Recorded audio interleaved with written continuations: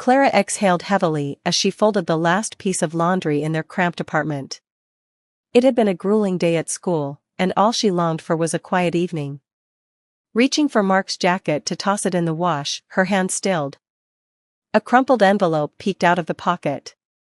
Curiosity tugged at her, and she pulled it free, smoothing out the creases. Her heart sank. Eviction notice. The bold red letters at the top hit her like a punch to the chest. The letter spelled out that they were 3 months behind on rent. Clara's mind raced. How could this have happened? She had trusted Mark to handle the bills while she managed their household. Mark, she called, her voice trembling, not with anger, but fear. Mark appeared in the doorway, his easy smile fading as soon as he saw the paper in her hands. What's this? Clara demanded, her voice unsteady. Mark hesitated, rubbing the back of his neck, a telltale sign of his nervousness. I can explain, he began, but Clara cut him off. Explain what? That we're about to lose our home? That you've been hiding this from me for months? Mark stepped forward, reaching for the notice. Clara, listen, it's not what you think. I had to help Sophia. She needed money for the kids' school fees, and then the car broke down. Clara's eyes widened in disbelief. You gave our rent money to your sister? She's been struggling since her husband passed, Mark said defensively. I couldn't just let her go under. Clara's anger surged. So instead, you decided to let us go under? She waved the notice in his face. Did you think I wouldn't find out? Or were you planning to wait until we were out on the street? Mark tried to take her hands, but she pulled away. I was going to fix it, he said, his voice quieter now. I've been working extra hours. I thought I could catch up before it got this far. Fix it? Clara repeated, her voice rising. With what money, Mark? Our savings are gone, aren't they? Mark's silence was all the confirmation she needed. Clara turned away, her thoughts spiraling. Their home, their life, it all felt like a lie.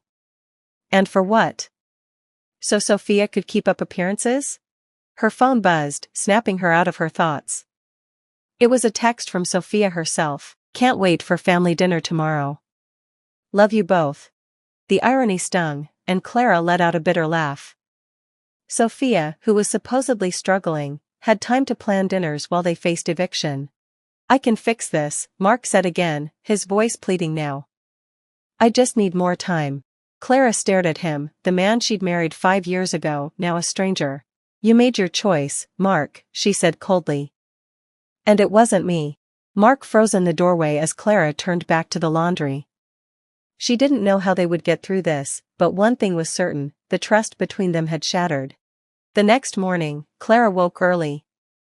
Sleep had been elusive, her mind replaying the events of the night before. The eviction notice sat on the kitchen counter, glaring at her like a bad omen. She sipped her coffee, staring at it, her thoughts a tangled mess. How had they gotten to this point? Had she been blind to Mark's actions, too trusting to see the warning signs? Mark was still asleep, or pretending to be. Clara didn't care. She needed space. Grabbing her bag, she left the apartment, letting the door slam behind her. Her destination was clear, Tina. Tina's office was in the heart of downtown Portland. Clara had barely texted her friend a brief summary of the situation before Tina called back, her tone sharp and concerned. Get here. Now. When Clara arrived, Tina was waiting outside, leaning against the building with 2 steaming cups of coffee in hand. This better be a joke, Tina said, handing one to Clara as they started walking. I wish it was, Clara muttered. She recounted everything, the eviction notice, the drained savings, Mark's excuses, and Sophia's constant demands. Tina listened silently, her expression darkening with every word. When Clara finished, Tina stopped walking and turned to face her. You're telling me Mark gave away your savings without telling you? While you're working yourself to the bone to keep things afloat? Yes, Clara whispered. Saying it out loud only made the betrayal cut deeper. Tina sighed, shaking her head. This isn't just a bad decision, Clara. It's a betrayal. He didn't even give you a chance to weigh in, he just took from you. Clara's throat tightened. I keep asking myself why he didn't trust me enough to tell me. I could have helped figure something out. Because he didn't want to hear no, Tina said bluntly. It's easier to ask for forgiveness than permission, especially when he's trying to please Sophia. The mention of Sophia made Clara's blood boil. She's been living with us for months, Tina. Months? I thought she was trying to get back on her feet, Clara said, her voice tight. But now it feels like she's just using us, and Mark's letting her. Tina gave her a long look. You need to figure out where your line is, Clara. What's the limit before you've had enough? Clara didn't answer. She wasn't sure where her limit was yet, but she knew she was getting close. That evening, Clara returned home to find Sophia sprawled on the couch, scrolling through her phone. The television blared a reality show in the background, and the faint smell of popcorn lingered in the air. Her 2 young children darted around the living room, toys scattered everywhere. Clara. Sophia called brightly, as if everything was fine. Dinner's almost ready. Hope you don't mind, I used that fancy pasta you bought last week. The kids were craving something special. Clara clenched her jaw. Fancy pasta. The same pasta she and Mark had been saving for a rare date night. Forcing a tight smile, she replied, no problem, and walked into the kitchen, where Mark was stirring a pot on the stove. He looked up, guilt etched across his face. Clara, not now, she cut him off, her voice sharp. She grabbed a glass of water and left, ignoring the tension that clung to the air like a storm cloud. The next day, Clara sat in her classroom during her lunch break, staring at her phone. A notification had popped up from Sophia's Instagram account. Against her better judgment, she opened it. The post showed Sophia's kids in brand new outfits, holding shopping bags from an upscale mall. The caption read, "Fresh start, new beginnings, so blessed." Clara's stomach churned. How could Sophia flaunt expensive purchases while they were on the brink of eviction? Frustration bubbled up inside her, and she texted Tina immediately, "Wine, my place, tonight." Tina arrived that evening with 2 bottles of red wine and a grim expression. As Clara vented, pouring out the details of Sophia's latest outrage, Tina shook her head. She's bragging about her life on Instagram while draining yours? And Mark just stands by and lets her? Exactly, Clara exclaimed. Then stop letting him, Tina said firmly, pouring Clara a generous glass of wine. You don't owe them anything, Clara. If they're going to treat you like a doormat, it's time to show them the door. Clara stared at the swirling wine in her glass. Tina was right, but it wasn't that simple. She had loved Mark. She had trusted him. Letting go of their life together wasn't a decision she could take lightly. The family dinner the following evening was everything Clara had expected, and worse. Sophia arrived early with a casserole dish, immediately taking charge of the kitchen as if it were her home. Mark hovered around her, eager to help and hanging on her every word. Sophia played the role of the grieving widow, her children once again the center of attention. Clara sat through it all in silence, her appetite gone. She listened as Sophia's mother, Linda, praised Mark for being such a good brother and scolded Clara for not being more understanding of family struggles. Finally, Clara had enough. She set her fork down with a sharp clink and looked directly at Sophia. Do you want to tell everyone the truth, or should I? The room fell silent. Sophia blinked, feigning innocence. What do you mean? I mean the truth about where the money really went, the shopping, the trips, the expensive meals, Clara said, her voice steady, despite the anger simmering beneath the surface. The money Mark took from me to give to you. Linda gasped, her hand flying to her chest. Mark's face drained of color, and he looked as though he wanted to disappear. Sophia's face hardened. I don't know what you're talking about. Clara pulled her phone from her pocket, opened the screenshots of Sophia's Instagram posts, and slid it across the table. Don't you? Because this doesn't look like someone who's struggling. Sophia glanced at the screen, her face pale. I was going to pay it back, she stammered. When? Clara demanded. After we were homeless? You've been lying to us this whole time, Sophia, using your kids as an excuse to live off us while we fall apart. Linda tried to interject, but Clara held up a hand. No, Linda, you don't get to lecture me about family loyalty when your daughter has been stealing from me. The table was silent. Clara stood, her chair scraping loudly against the floor. I'm done, she said, her voice firm. I won't let you drag me down with you. Without waiting for a response, she walked out, leaving them to sit in the mess they had created. Back at the apartment, Clara began packing her things. She didn't know what her next step would be, but one thing was certain, she couldn't stay. As she folded clothes into a suitcase, Mark appeared in the doorway, his voice heavy with emotion. "Clara, please don't do this. We can fix it." She looked at him, the man she had once loved so deeply, now a stranger. "You made your choice, Mark," she said quietly, "and it wasn't me." Mark's shoulders slumped as Clara zipped up her suitcase. The weight of his betrayal hung heavy between them, and Clara knew it was a burden she could no longer carry. Tina placed a steady hand on Clara's shoulder. "You're not walking away, Clara, you're rebuilding. Trust me, this time, you're going to build something so much stronger." The next day, Clara's phone buzzed with a message from Mark. It was brief and to the point. "Can we talk? Just us." Clara stared at the text for a long moment, her emotions swirling in a storm of anger, sadness, and curiosity. Part of her wanted to ignore it entirely. Another part, the part that remembered the man she'd fallen in love with, wanted answers. After a deep breath, she typed back, "Fine, tomorrow, at the park." The following afternoon, Clara arrived early at the park. She sat on a bench beneath a sprawling oak tree, her hands stuffed in her coat pockets as the chilly Portland air nipped at her cheeks. She watched children laughing and playing on the nearby playground, their joy a bittersweet reminder of simpler times. Mark arrived a few minutes later, looking tired and disheveled. His once pristine appearance had given way to wrinkled clothes and a shadow of stubble. "Thanks for meeting me," he said quietly, sitting beside her. Clara didn't respond right away. She kept her gaze on the playground, watching a father push his daughter on a swing. Finally, she turned to Mark, her expression hard. "What do you want?" Mark sighed, running a hand through his messy hair. "I messed up, Clara, I know I did. I should have told you about the money, the bills, everything. I thought I could fix it on my own."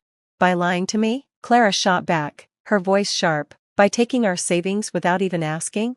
Mark flinched as if her words physically struck him. "I didn't mean to hurt you, I was just trying to help. Sophia, she's been through so much, losing her husband, raising 2 kids alone." "And what about me, Mark?" Clara interrupted, her voice rising. "What about us? Do you think this hasn't been hard for me too? I was your partner, you were supposed to trust me. Instead, you chose to betray me."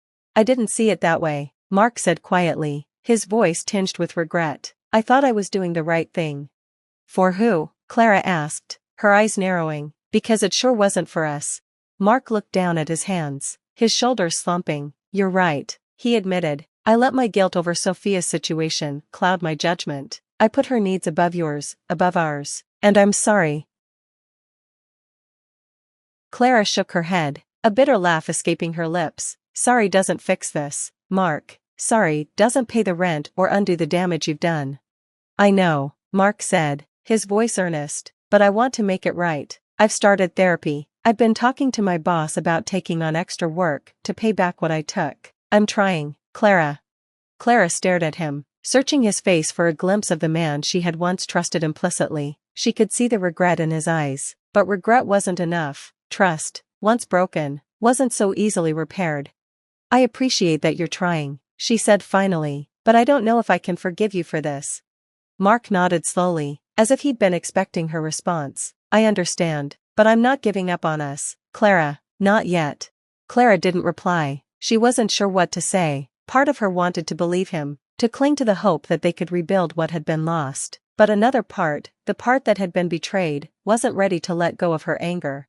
Later that evening, Clara returned to the apartment for the first time in days. Mark wasn't home, but Sophia was. She sat on the couch, her children playing quietly on the floor. When Clara walked in, Sophia looked up, her expression a mix of guilt and defiance.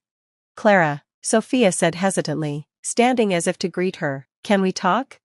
Clara crossed her arms, leaning against the doorframe. "What is there to talk about, Sophia? You've already said enough with your actions." Sophia wrung her hands nervously. "I know I've messed up. I know I've taken advantage of you and Mark. And I'm sorry." "Are you?" Clara asked coldly, "because it didn't seem like you were sorry when you were posting pictures of your shopping trips and new clothes while we were struggling to keep a roof over our heads." Sophia winced, her shoulders slumping. "I was trying to keep up appearances. After Tom died, I didn't know how to handle everything, the bills, the kids, the loneliness. It all felt like too much. So I made bad choices. Bad choices that hurt other people." Clara said, her tone unyielding. Do you even realize the position you've put us in? I do now, Sophia said, her voice cracking. I've been selfish, and I see that now. I want to make things right, Clara. Clara studied her sister-in-law for a long moment. There was sincerity in Sophia's voice, but Clara wasn't ready to forgive, not yet. Then start by fixing your own life, Clara said firmly. Stop expecting others to carry you while you drag them down, because I'm done. Sophia nodded, tears welling in her eyes. I will, I promise. Clara didn't respond. Instead, she turned and walked to her room, shutting the door behind her. For the first time in months, she felt a flicker of peace, not from reconciliation, but from drawing her boundaries and reclaiming her space. Sophia stood with tears streaming down her face, her voice trembling with sincerity. I will, Clara, I promise I'll make things right. Clara stared at her, unsure whether to believe the words. Sophia had always been good at playing the victim, but this time there was something different in her tone, something genuine. We'll see, Clara said finally, her voice steady. Actions speak louder than words. Sophia, if you really want to make things right, show me. Sophia nodded, wiping her tears. I will, I promise. That night, Clara sat alone in the apartment, her mind racing. The confrontation with Sophia had left her drained but also strangely hopeful. Maybe, just maybe, things could change, but she knew better than to let her guard down. Promises were easy to make, but much harder to keep. As she stared out the window at the city lights, Clara realized one thing with clarity: she needed to prioritize herself. She couldn't keep sacrificing her happiness and stability for others. It was time to take control of her own life. With a renewed sense of determination, she picked up her phone and started making a plan. She didn't know what the future held, but she knew one thing for sure: no one else would dictate her path again. A week later, Clara sat in the corner booth of a small coffee shop in downtown Portland, a familiar spot from her marriage to Mark. This time, however, the visit felt different. She had requested to meet him here, not to rekindle anything, but to find closure for the unresolved. Mark arrived a few minutes late, his shoulders slightly hunched, his expression weary. He spotted Clara and gave her a hesitant wave before approaching the table. Hey, he said, sitting down across from her. Clara nodded, folding her hands on the table. Hey. The silence between them was heavy. Clara studied him for a moment. He looked thinner, older, as if the weight of everything had finally caught up with him. It wasn't anger she felt toward him anymore, just a quiet sadness. I wanted to talk about what happens next, she said finally, her voice calm but firm. It's time to make decisions. Mark nodded, his eyes dropping to the coffee cup in front of him. I get it. I've been thinking about it too. I've been staying at a motel for now, but I found a roommate situation that's more permanent. Clara raised her eyebrows. A roommate? Yeah, Mark said softly. I need to figure out who I am without everything else, without Mom's influence, without Sophia leaning on me. I've started therapy too. That's a good step, Clara said, surprised by his candor.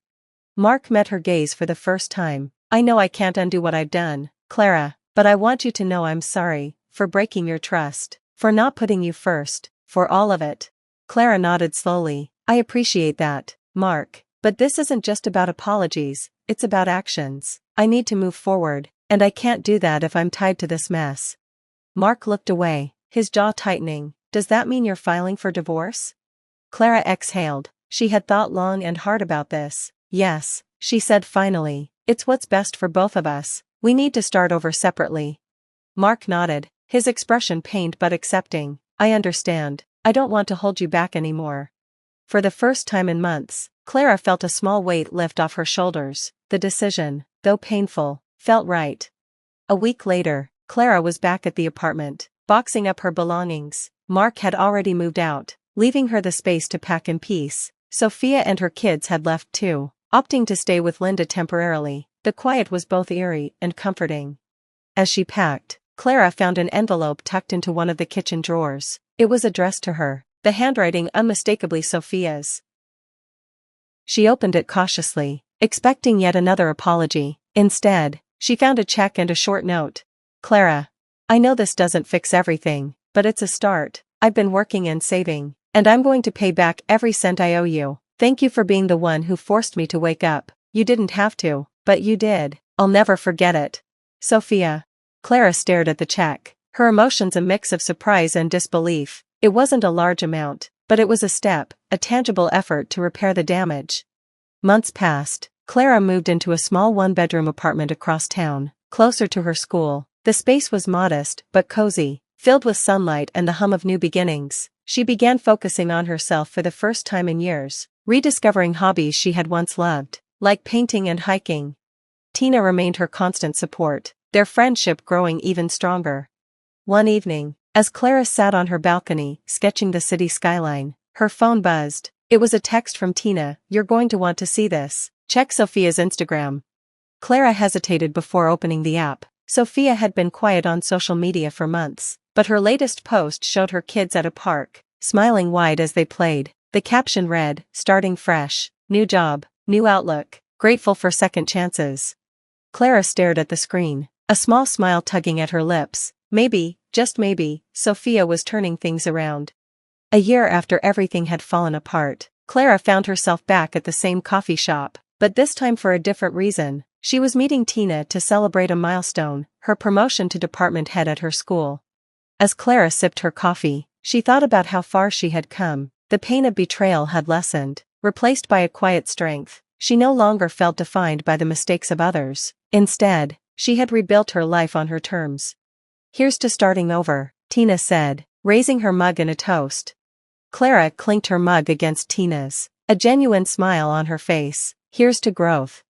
Outside the coffee shop, the city buzzed with life. Clara watched as people hurried past, each carrying their own stories of struggle and resilience. For the first time in a long time, she felt at peace, no longer burdened by the weight of betrayal. She was free to embrace the future, a future she had built with her own strength and determination.